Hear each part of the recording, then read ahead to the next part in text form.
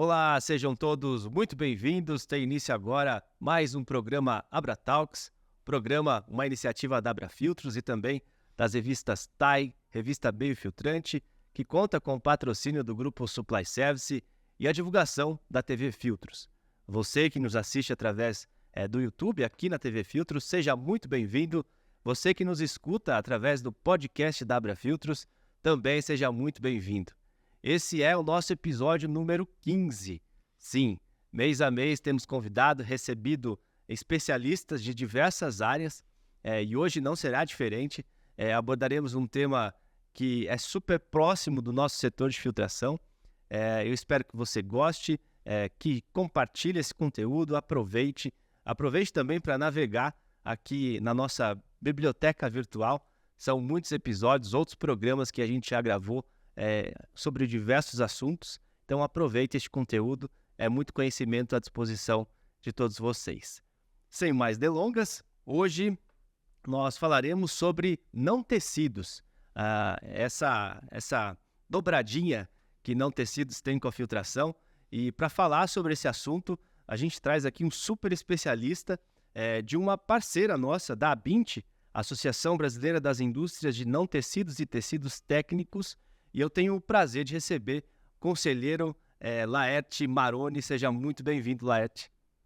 Boa tarde, muito obrigado pela oportunidade. É um prazer estar aqui conversando com vocês, nossos clientes diretos, Sim. Usuários de não tecidos, para bater um papo sobre esse produto que muitas vezes é pouco conhecido ou até ignorado, mas está no nosso dia a dia, né? Sim.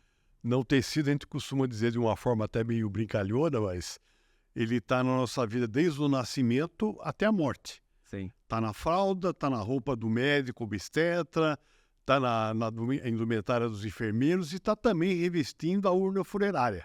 Nossa. Ou até aqueles sacos mortuários, né? Olha só. Então a gente tem aí no automóvel, no dia a dia, muita coisa feita com não tecido que passa despercebido. Que legal. Prazer te receber aqui. Estava comentando com o Laerte nos bastidores que hoje eu quero aprender aqui, porque é uma parte técnica, né? Que a gente que trabalha com a parte da comunicação, com o visual, a gente necessita, porque são os bastidores, o que acontece nessa relação com a filtração, isso que a gente vai explorar aqui. Vamos conhecer também a questão do mercado de não tecidos, os desafios, as inovações, um bate-papo bem interessante. Eu espero que você que nos assiste, que nos ouve, goste desse conteúdo. Bom, para a gente começar, vamos falar sobre a sua trajetória profissional, né, seu Laerte? Que a gente estava conversando, são 38 anos de mercado. Isso, 38 anos no mercado de não tecidos. Uau. Eu tenho já uma certa idade, eu tenho 69 anos, eu sou de formação engenheiro civil e administrador de empresas. Então, antes de começar no não tecido, eu trabalhei no setor de pavimentação, terraplenagem. Legal. E fui para a empresa que fabricava não tecidos, né, hoje está fora do mercado, para trabalhar com geossintéticos a partir de 1985. E de 85 até hoje, praticamente, eu trabalhei em várias empresas, em vários segmentos de mercado que usam não tecido. Sim.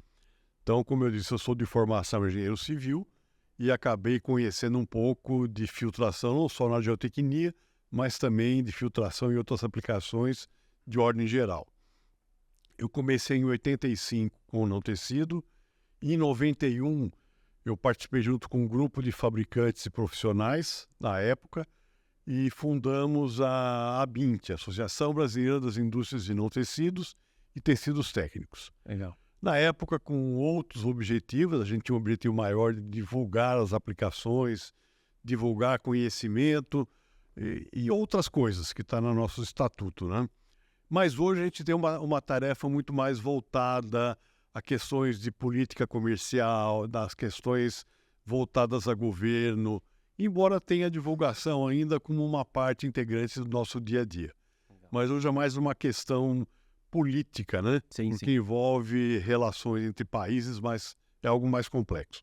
Legal. O senhor já foi presidente?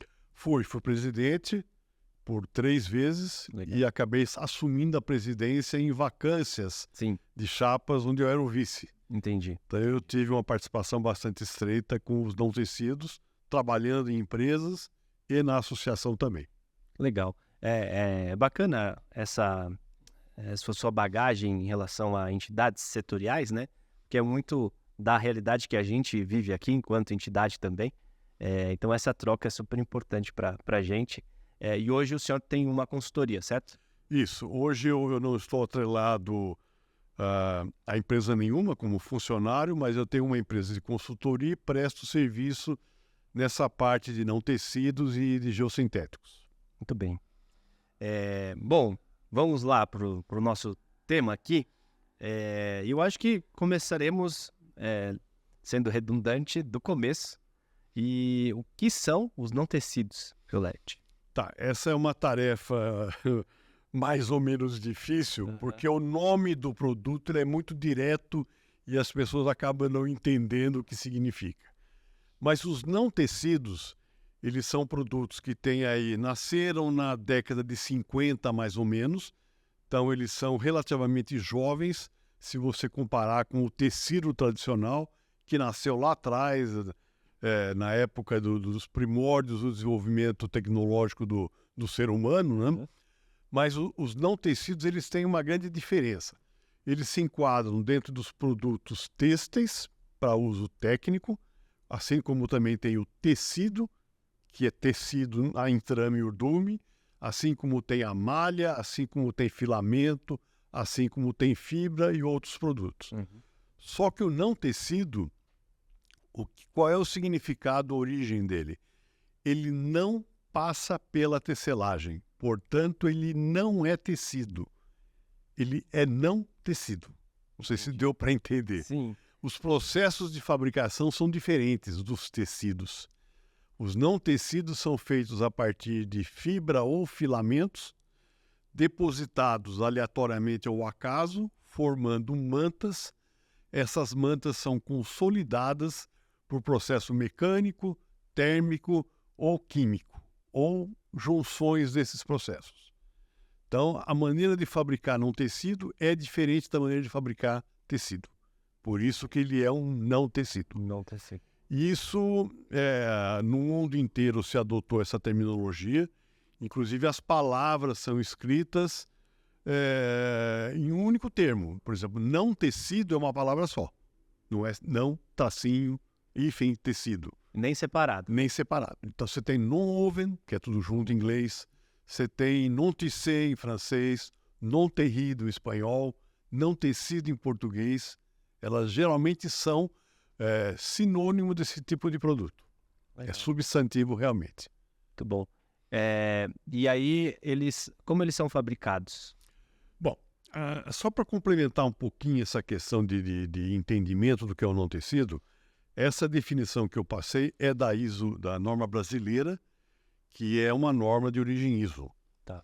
Hoje se discute, estão mudando um pouco a terminologia. Para nós ainda nós não mexemos com isso, mas a discussão de uma terminologia mais nova para os não tecidos, ela é muito parecida, mas ela passa por uma frase onde eles dizem que é um engineered product, ou seja, um produto de engenharia.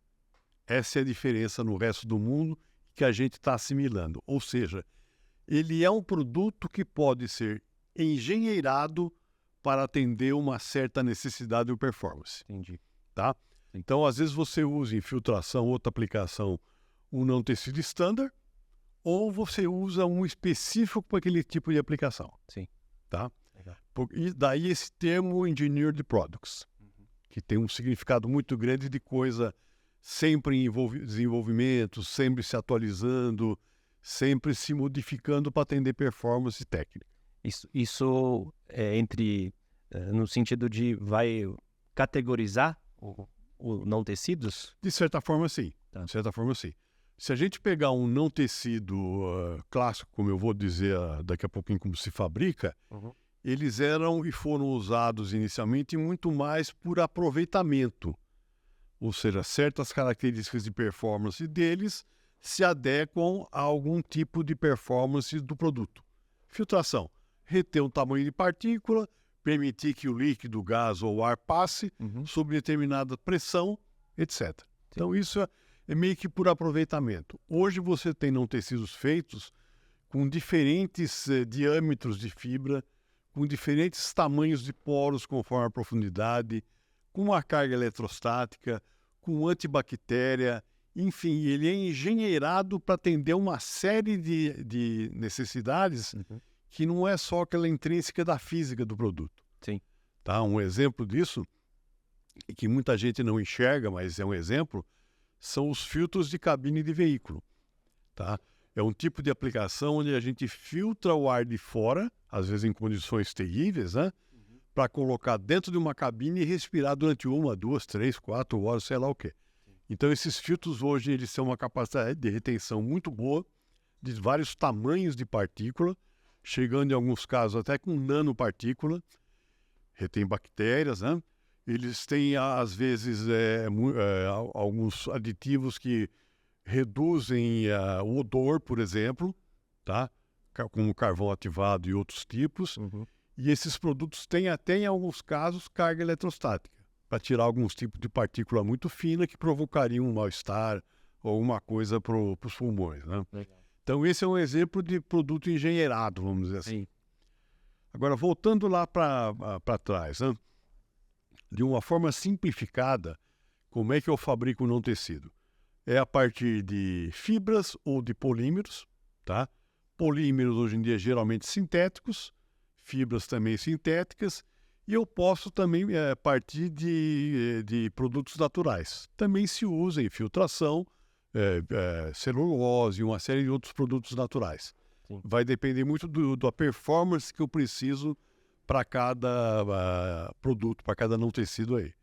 Então, de uma forma simplificada, hoje a gente tem a produção do não tecido, ou seja, transformá-lo em manta, que é ele sem a coesão, por via seca, por via úmida ou por via fundida. Por via seca, basicamente, é o cardado, que você deposita fios ou fibras numa carda, dobra um véu e forma uma manta. O via úmida é um processo que parece muito com o papel. O que difere do papel é o comprimento da fibra. Geralmente usa celulose e às vezes usa resina ou um sintético junto. A fibra é misturada num fluxo de água, passa por um anteparo. Esse anteparo retém a fibra e deixa a água passar, formando uma manta bastante homogênea e com poros bem definidos. O outro método bastante usado é o via fundida, que é o mais moderno, vamos dizer assim, onde você derrete o polímero em chip, faz um fio, estira o fio, deposita numa esteira e forma a manta. Tá? Formada essa manta, a manta tecnicamente não tem coesão. Aí o uso daqueles processos mecânico, que geralmente é agulhagem ou span lace, jato de água, químico, o uso de resinas para colar uma fibra ou um filamento no outro, e o uso de temperatura. Eu uso fibras ou filamentos de pontos de amolecimento diferentes, passo numa calanda lisa ou a ponto aquecida e vou fundir um filamento no outro, uma fibra na outra. Você pode, às vezes, usar mais de um processo de consolidação. E hoje a gente tem muitas máquinas, muitos processos que a gente chama de híbrido, que seria a junção de dois processos diferentes. Eu posso fazer o caso também usa muito em filtração, o material de máscara filtrante é um spun bond de cada lado, é um via fundida, e no meio vai um melt blow de polipropileno ou de poliéster, que é a microfibra que forma microporos. Entendi. Então você tem um híbrido dessa tecnologia básica. Entendi. Tá? E a escolha, até que ponto a escolha dos materiais desses métodos impacta nas propriedades finais do não tecido? Eu diria que a escolha da matéria-prima principal, ou seja, da matéria constituinte do não tecido, das matérias-primas complementares, que você pode dar um banho, você pode aplicar um antibactéria, alguma coisa assim. E o processo de coesão, são esses três que dão realmente as características de performance do produto. Certo. Então, se eu preciso de um produto que tenha um tipo de filtração que aconteça desde a superfície até a superfície inferior, ou seja, se chama de filtração profunda, eu já parto de um produto que tem espessura, para você ter realmente o caminhamento das partículas num caminho maior, vamos dizer assim. Sim. Então, a matéria-prima, o processo de fabricação, o processo de conversão, eles são básicos para te propiciar algum tipo de performance. Legal.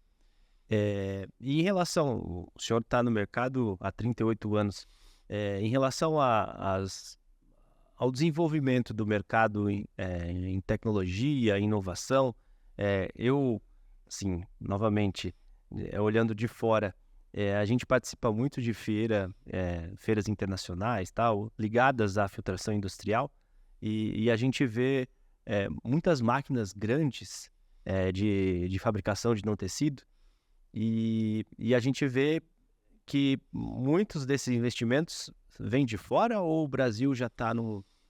Então, essas máquinas de grande produção, elas atendem nichos de mercado de maior volume, que são os nichos mais comoditizados, né? Sim. Então, eu diria, por exemplo, máscara filtrante de EPI, para filtração de ar, máscara filtrante para uso em enfermarias, tá? Mesmo as máscaras filtrantes de uso médico em centros cirúrgicos, elas são feitas a partir de um não tecido mais estándar. Agora, quando você entra em filtração mais específica, onde você tem muitas variáveis, é o caso, por exemplo, de filtração de ar para você tratar e introduzir no ambiente, numa sala limpa, por exemplo, numa sala cirúrgica. Tem N fatores que influem. Temperatura ambiente, fluxo, tipo de contaminante que você vai filtrar. Então, aí passa a exigir alguns tipos de não tecido onde os mercados são menores. Então, se concentram onde tem mais consumo. Então, o não tecido mais comoditizado, a gente tem o estado da arte aqui. Sim. Os não tecidos mais sofisticados em termos de performance estão concentrados em grandes fabricantes nos Estados Unidos, na Ásia e um pouco na Europa.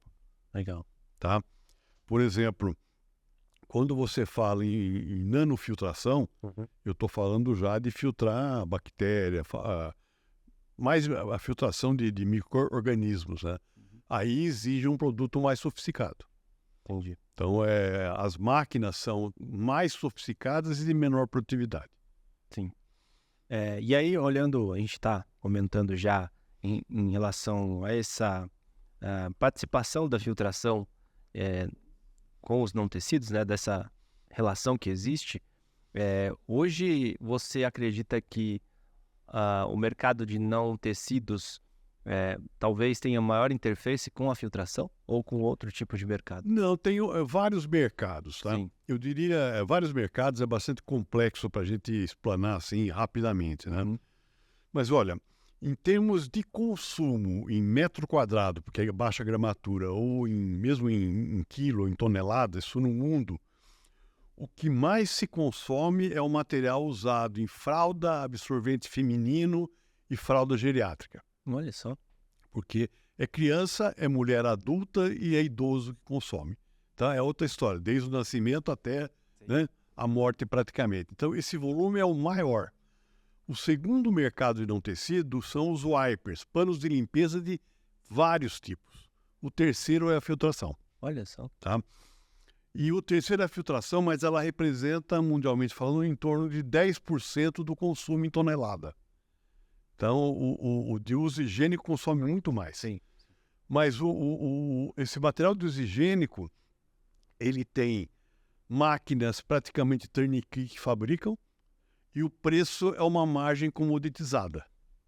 O de filtração, quanto mais sofisticado ele for, mais ele vale por metro quadrado, vamos dizer assim. Sim. Então, ele é um dos segmentos, um dos nichos de mercado do não tecido que podem chegar a um valor agregado muito maior. Sim. Tá? Com uma vantagem. Hoje, com a questão ambiental, a questão da saúde, os não tecidos e a filtração são praticamente protegidas por lei, vamos dizer assim, né? Não só você não pode jogar para o meio ambiente partículas de suspensão contaminantes, quanto você não pode jogar num ambiente de uso público ar que tem algum tipo de contaminação não filtrada. Então, o crescimento da filtração, a tendência é continuar alto, tá? Porque cada vez mais se usa a filtração para o bem da sociedade, do ser humano, para a saúde, etc. Sim. Então, ele é um dos segmentos mais técnicos e que se olha com mais carinho do ponto de vista tecnológico, desenvolvimento e margem. E até o senhor falou em relação à questão das máquinas, né, da evolução aí tecnológica, mas quando a gente olha para as aplicações, para as características, né, do não tecido para aplicar na filtração, como que é feita essa construção para se tornar o ideal para ser aplicado em determinado segmento? Tem que analisar bem quais são as condições de contorno do tipo de particulado que você tem e do tipo de filtração que você vai fazer. E o seu objetivo final, óbvio. Né? Sim, sim. Se a gente fizer por exemplo, uma filtração voltada à questão de saúde pública, você tem muito mais exigências com relação ao fluxo de ar, o tamanho da partícula, o tipo de partícula, se você vai dimensionar seu filtro de uma forma ou de outra, atendimento de normas segmentais ou normas de ensaio. Então você tem uma série de coisas que vão indicar o que é que eu preciso ter no caso dessa mídia filtrante ou do não tecido para atender esse batalhão de características, vamos dizer assim. Isso a gente pode considerar que é um desafio? É um desafio. É um desafio, né? É um desafio. Eu diria que isso é um desafio. E outro desafio é o seguinte: existe norma para tudo isso, norma de ensaio e tal, mas falta um fechamento no meio. Porque cada usuário final, vamos dizer assim, vamos supor, o médico hospitalar é diferente do automóvel. Então ele enxerga e busca fazer norma de desempenho em locais diferentes. Sim. E o fabricante do não tecido e muitas vezes o fabricante dos elementos filtrantes fica meio que vendido num monte de... Então é uma coisa complexa, que eu não sei se vai caminhar para uma facilitação, não. Mas tem muita aplicação. A gente até comentava antes da gravação, para você segmentar em mercados e facilitar o trabalho, você praticamente se perde sem entrar na filtração. Tem muito nicho de mercado, muito segmento de mercado. Sim. E o certo seria construir uma normalização, um procedimento, hábitos de dimensionamento, que tivesse uma rota e uma rotina. Sim. E a gente não tem. A gente muitas vezes é muito técnico em criar um tipo de não tecido e depois se perde na parte da especificação e da própria compra. Porque tem casos que os equipamentos são muito sofisticados para quem fabrica e quem compra não tem. Ou não tem aonde fazer ensaio. Então eu diria que tem muita coisa para ser feita para chegar a ter realmente filtração, não tecidos, equipamentos, etc. E o resultado final alinhados entre si. Né? Sim. Esse é um trabalho árduo, difícil de fazer, mas teria que fazer. Né? Eu tenho uma curiosidade. Tenho uma curiosidade porque durante a pandemia a gente viveu o auge de muitas coisas e a gente aqui enquanto entidade recebeu uma demanda que a gente até tentou interagir ou responder de alguma forma, mas em relação, eu acho que o que você trouxe aqui de possibilidades dos não tecidos, mas existiu uma supervalorização, por exemplo, de melt blow. As pessoas não estavam encontrando, muitas empresas mudaram seus modelos de negócios, começaram a produzir máscaras de proteção facial. Como que vocês enxergaram esse movimento? Olha, a pandemia deixou algumas coisas para a gente como sociedade, como segmento de mercado, como fabricante, que a gente vai aproveitar ou não para o bem ou vai esquecer, né? Uhum. Mas, por exemplo, no caso do não tecido, muitos segmentos de negócio deram uma parada, alguns ficaram até quase sem vender. Sim. E alguns explodiram. Então, a parte médico-hospitalar explodiu, a parte de máscaras, de uma maneira geral, qualquer tipo de filtração facial explodiu no mundo inteiro, tá? E a parte do pano de limpeza também, porque os hábitos de higiene mudaram. Sim. Todo mundo limpava a mão, limpava a mesa, não sei o quê, além de colocar máscara, porque era inclusive obrigatório, tá? Hoje, inclusive, fica para o mercado, por exemplo, de produtos médicos hospitalar, alguns avisos do tipo, ó, cuidado que máscara, na verdade, é um produto, máscara facial, é um produto estratégico para um país. Se houver uma outra pandemia, morre muita gente porque não tem como vestir máscara. Sim. Então é estratégico pensar em proteções técnicas, em proteções de produção para esse nicho médico hospitalar, tá? E vamos ver se a gente continua pensando assim ou não. Outra coisa que foi uma surpresa, com o excesso de venda de pano de limpeza, médico hospitalar e máscara, os volumes mundiais de venda em 2020 e 2021 foram enormes. Sim. Alguns pararam de vender, alguns explodiram. Então o que aconteceu? Não havia melt blow com spun bond para fazer máscara. Sim. Tá? Então a gente aqui no Brasil não tinha como atender e China tinha como atender volume de produção, inclusive volume de máscara. Muita gente viu isso como oportunidade de negócio, começou a fabricar, às vezes usando não tecido que não era adequado, porque não retia bactéria. Sim. Tá? Era só... E como na época também não sabia precisar se funcionava ou não, mesmo não retendo bactéria, não, ajuda. Sim. Então, fez-se de tudo. Quando terminou a epidemia, começou a fechar essas fábricas. Então, aqueles todos que entraram por oportunidade encerraram a atividade. Sim. Tá? Então, foi realmente uma época de extremo consumo, não dava para atender. Sim. E muita máscara foi feita com material que não era adequado. Depois voltou à normalidade, né? E a gente espera que a normalidade seja ter um mínimo de produção nacional até incentivada para garantir problemas desse tipo, porque pode vir uma nova pandemia, né? Que o senhor falou, né? A gente aprender com os rastros que foram deixados e se preparar, se planejar. Eu queria só lembrar que às vezes a gente não cabe, nem é objetivo da associação nossa, criticar governos, A, B ou C, D ou E. Inclusive numa situação como foi a pandemia, né? Sim. Que foi terrível aquilo. Mas uma das ações que o governo federal acabou tomando, por pressão, etc., abaixou para zero a alíquota de importação de não tecido, de spun bond, de melt blow, máscara pronta, roupa pronta. E isso, na verdade, para quem até instalou aqui, não conseguia competir com o importado. Sim. Então, não, foi, assim, estrategicamente um erro. Sim. Tá? Em vez de você incentivar realmente aqui dentro e manter uma indústria latente, não. Se pensou em facilitar.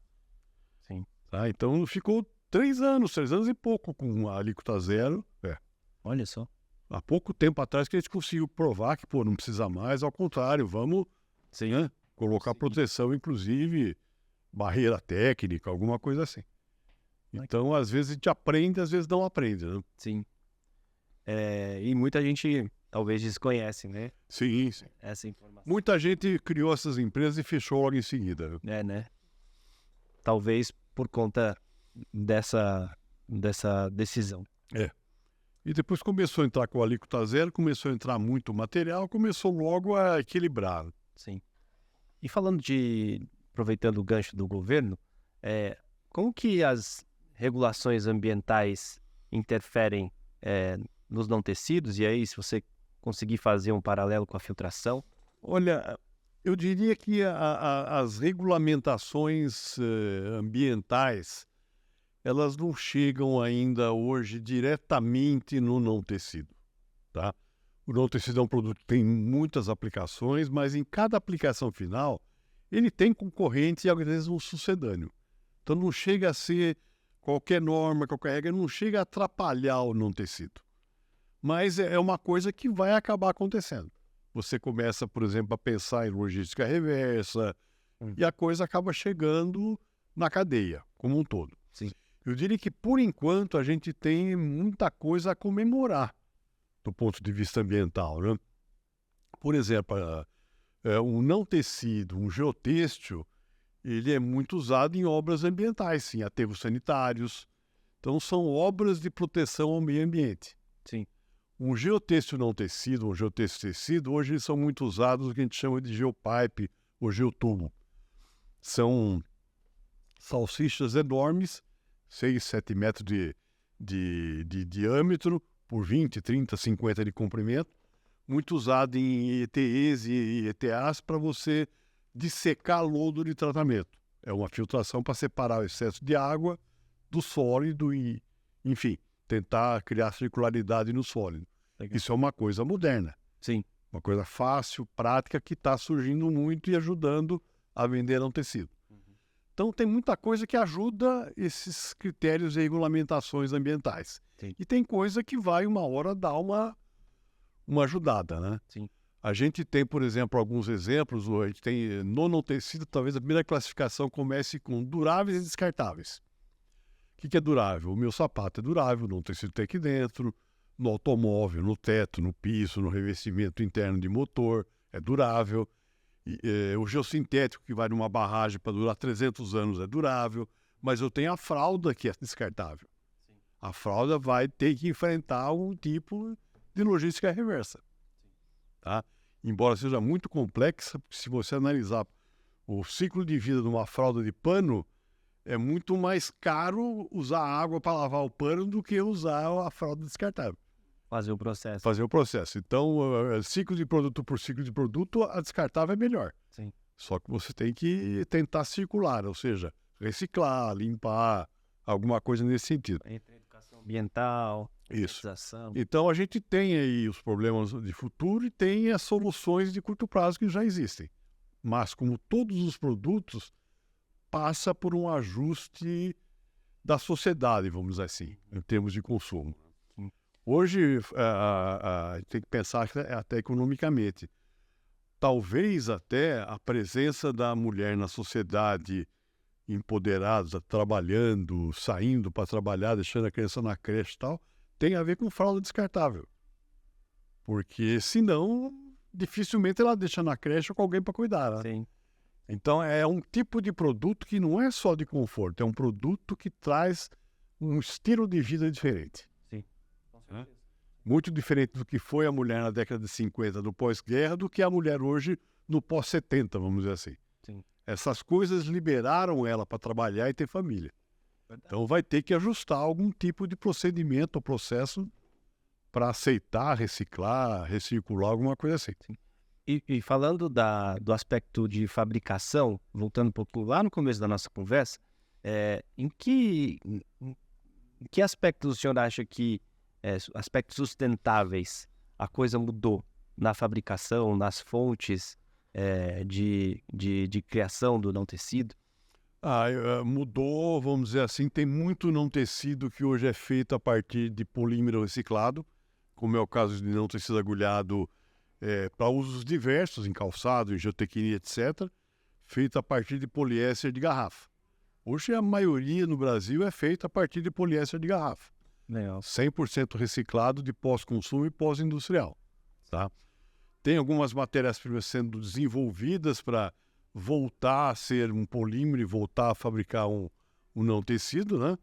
Então, a busca por melhorar a produtividade e reduzir refugos também ajudou bastante. Então, os equipamentos hoje caminham no sentido de tentar criar, inclusive, produtos que sejam circulares. Né?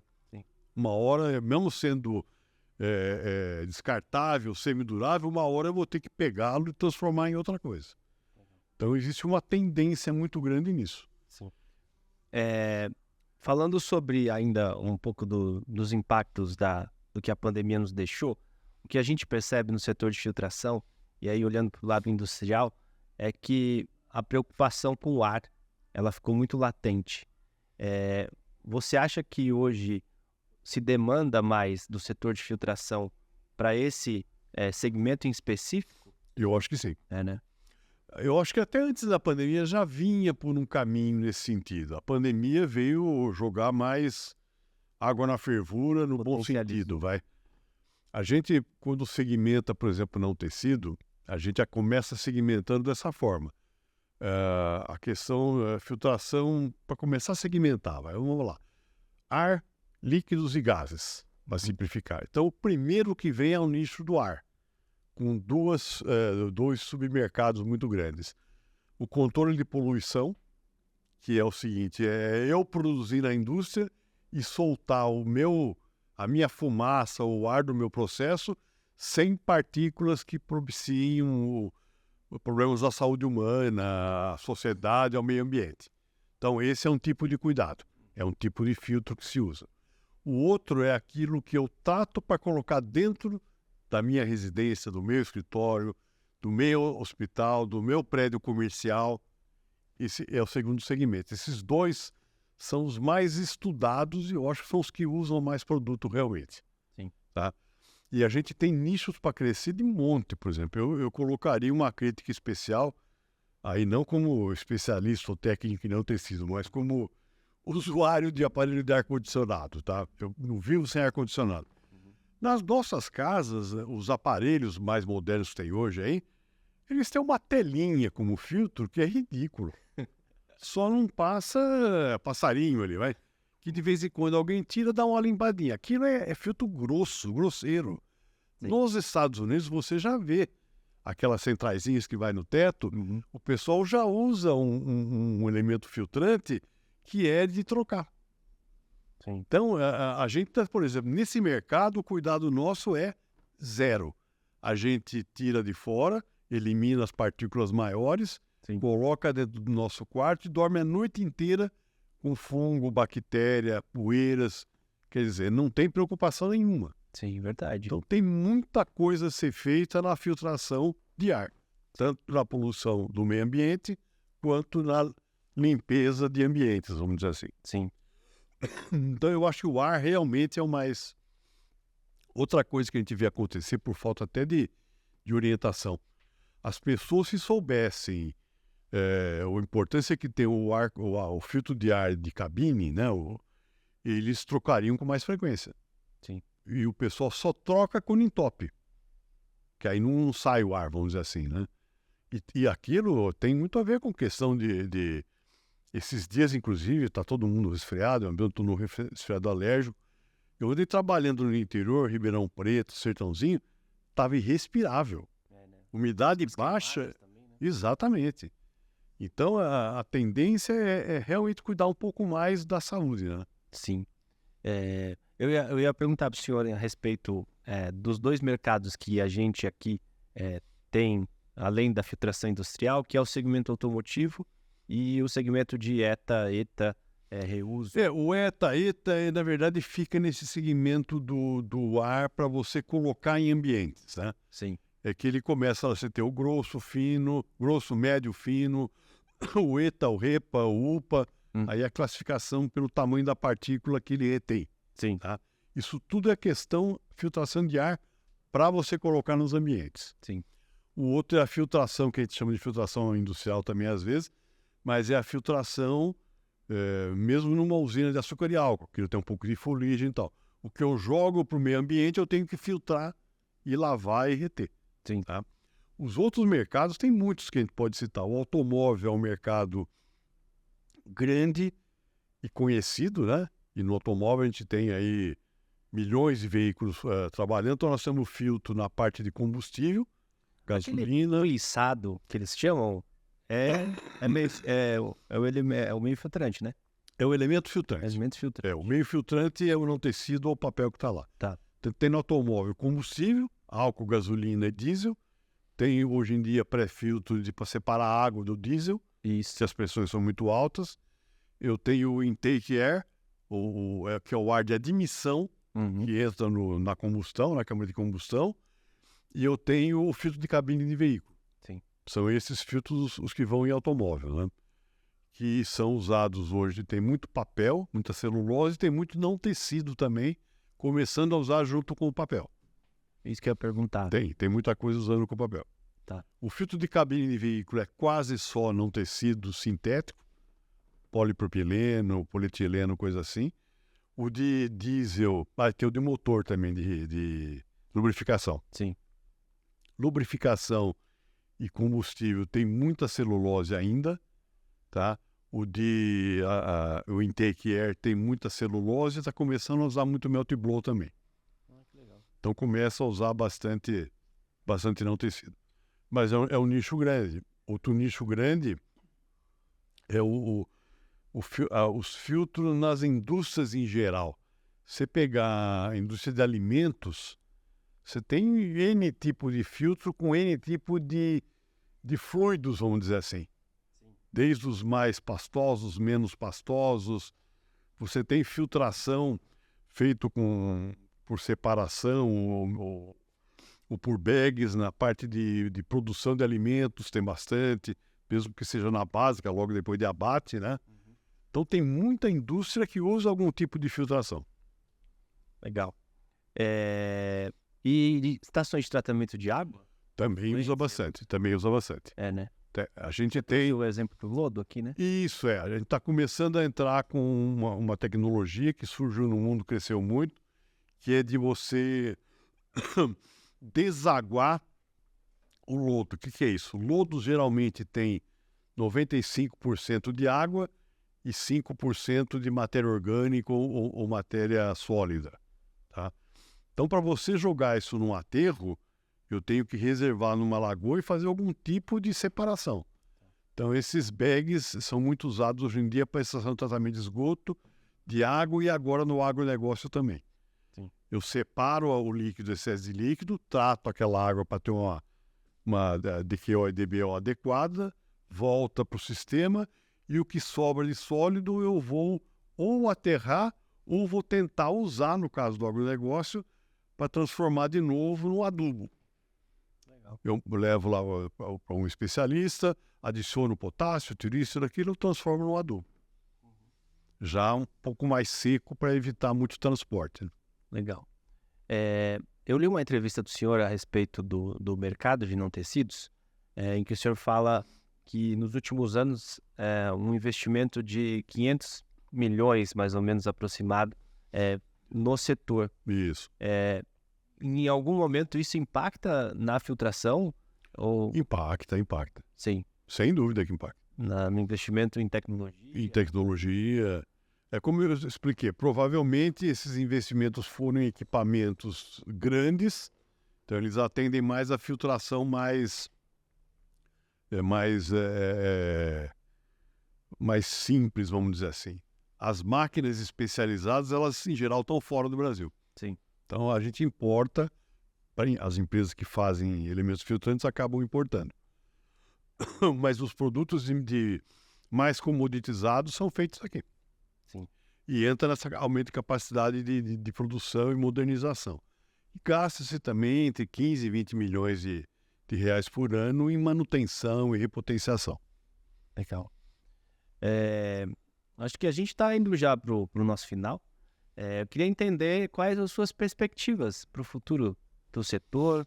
Olha, eu acho que tanto o setor de filtração como um todo, quanto o setor de não tecidos, né?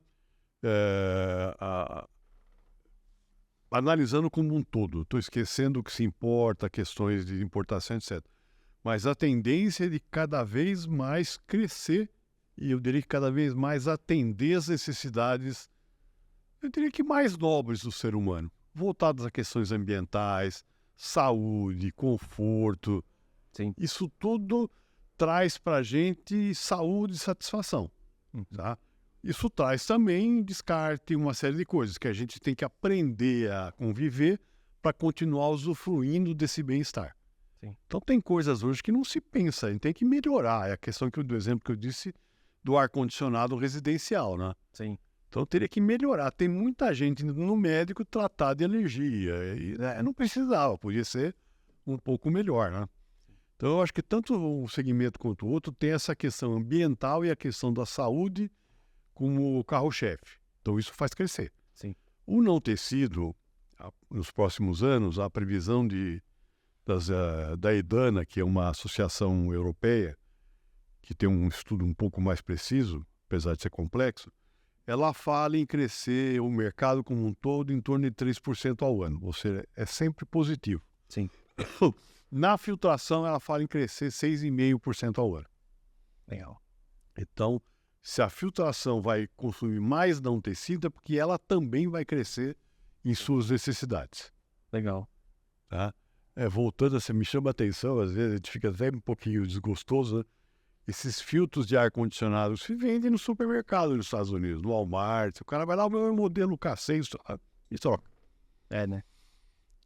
Aqui você tem que chamar o cara aqui para abrir, ou tirar a telinha, lavar aquilo, e te cobra R$100 e não resolveu nada. Exatamente. Então a gente tem realmente, do ponto de vista mercado mundial, essa questão, essa dobradinha meio ambiente e saúde, e tem aqui no Brasil a questão da busca por mais conforto, vamos dizer assim. Sim. Aí tem muito ainda a galgar, né? E falando ainda do setor, a gente tem no setor de filtração, eu não digo que é um problema, mas sim um desafio, que é assim, o que a gente tem visto, que muitos profissionais que têm o conhecimento mais técnico da filtração, eles estão dentro das empresas e raramente eles compartilham dentro das próprias empresas. Isso é uma dificuldade, a capacitação do setor?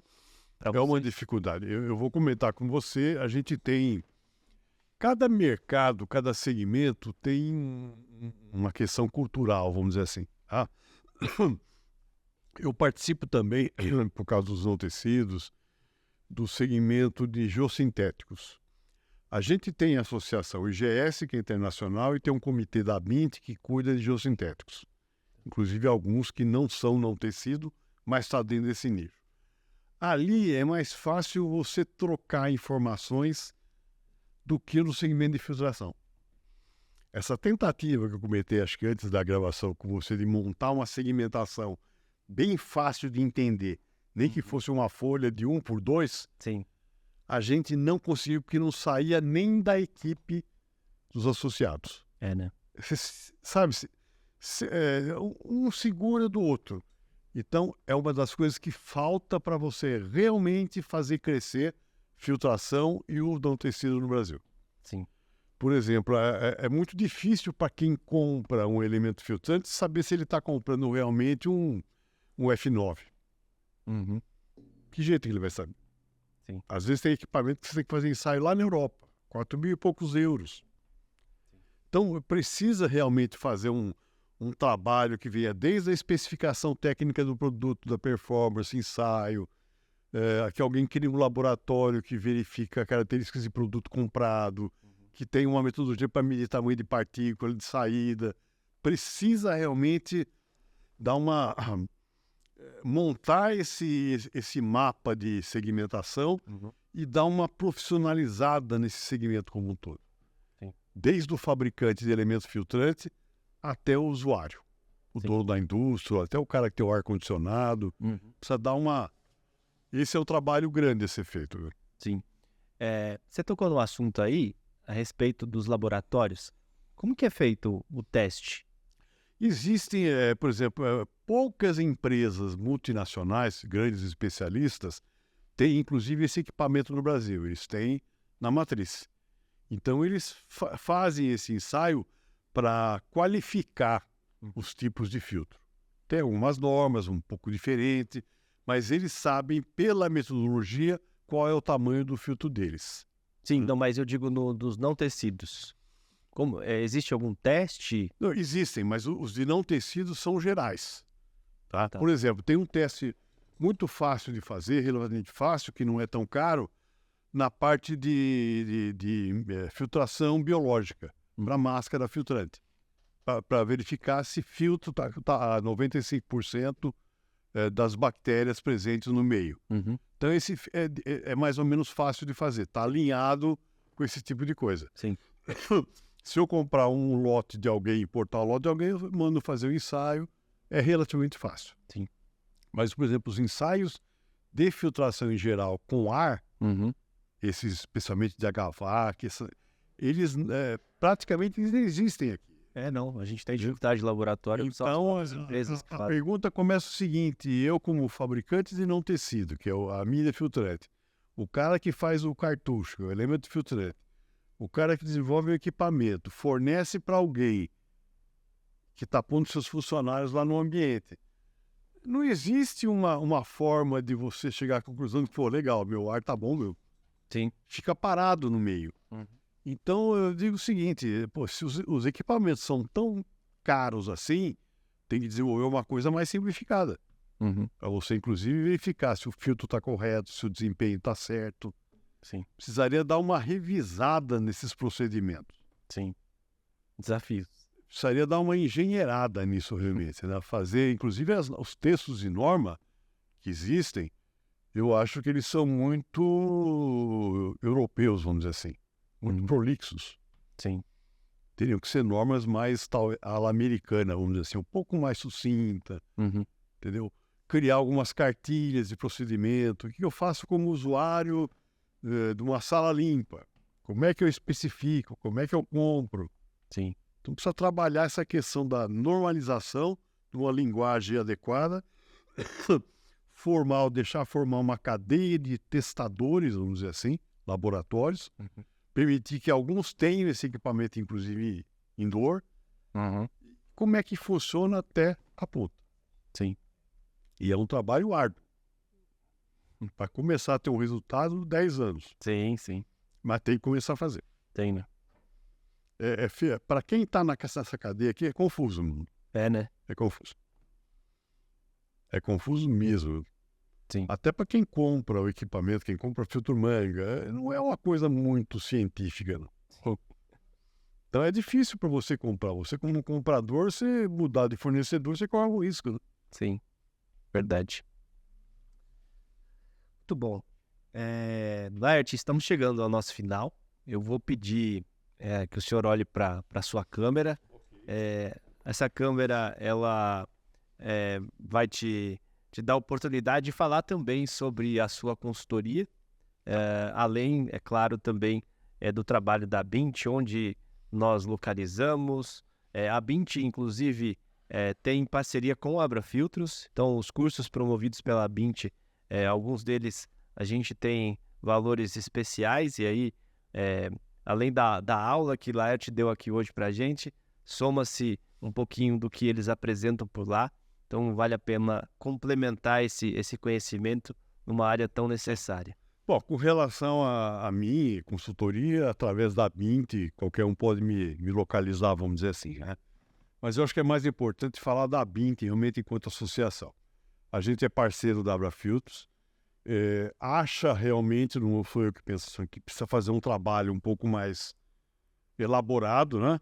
Nessa questão da filtração, equipamentos, normas, escrita por engenheiros. Não estou criticando ninguém, mas eu acho que as normas europeias escrevem muita coisa e poderia ser mais sucinto, mais pragmático, né? A Bint tem interesse, porque esse segmento de não tecido para filtração é importante para ela, mas eu acho que quem precisar de alguma informação, alguma coisa sobre não tecido, pode acessar a Associação Brasileira das Indústrias de Não Tecidos e Tecidos Técnicos, tá? A gente tem algumas pessoas que conhecem bastante os assuntos, a gente está lá à disposição, gosta de participar do mercado, acha que é importante. Então, todas as questões técnicas que levam ao uso da mídia de não tecido, quanto questões ambientais, essas questões todas pegam hoje em dia e a gente está lá à disposição para participar. Muito bom. Tá? É uma entidade realmente formada por algumas pessoas que se dedicam já há muitos anos. E eu acho que tem um trabalho histórico razoável que foi feito aí. Sim, não, com certeza. Nos colocamos à disposição de vocês. Muito bom. Laerte, foi um prazer, viu? Muito obrigado. Imagina, eu que agradeço. Agradeço lá toda a equipe da Bint. Vamos estreitar cada vez mais esses laços. Em nome do nosso presidente executivo, senhor João Moura, fica aqui o meu agradecimento. Bom, esse foi o nosso episódio número 15 do programa AbraTalks. Se você gostou, curta, compartilhe, esteja conosco nos próximos episódios. E muito obrigado. Até a próxima. Tchau, tchau.